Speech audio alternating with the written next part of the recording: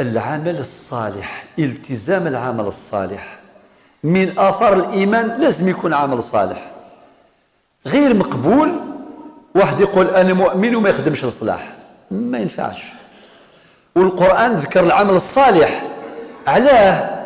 خاطر كل ميسر لما خلق له. كاين مثلا مجموعة يحبوا يبنيوا المجال جوامع، الله يجازيكم خير. كاين جماعة أخرى يهتموا بالمدارس القرآنية والتعليم القرآني.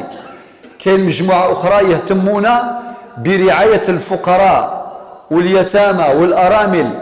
مجموعة أخرى مهتمين برعاية المرضى.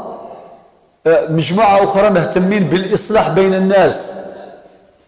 مجموعة أخرى مهتمة بنشر العلم والمعرفة.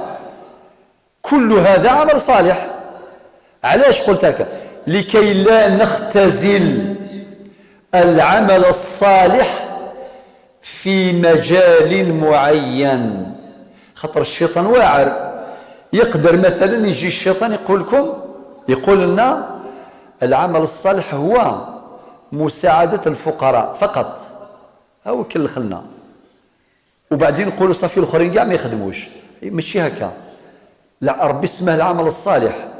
قال في مثلا في سورة الكهف آخر آية في السورة، الآية 110: فمن كان يرجو لقاء ربه واش يدير؟ فليعمل عملا صالحا ولا يشرك بعبادة ربه أحدا. شفتوا أثر الإيمان؟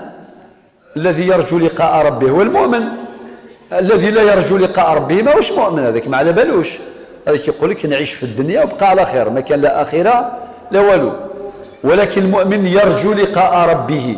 النتيجة فليعمل عملا صالحا ولا يشرك بعبادة ربه أحدا، باش يدير العمل لوجه الله. وهذا ضمانة باش يكون الخدمة نتاعو محفوظة عند ربي. يوم لا ينفع مال ولا بنون إلا من أتى الله بقلب سليم. عمل بقوله تعالى: قل إن صلاتي ونسكي ومحياي ومماتي لله رب العالمين.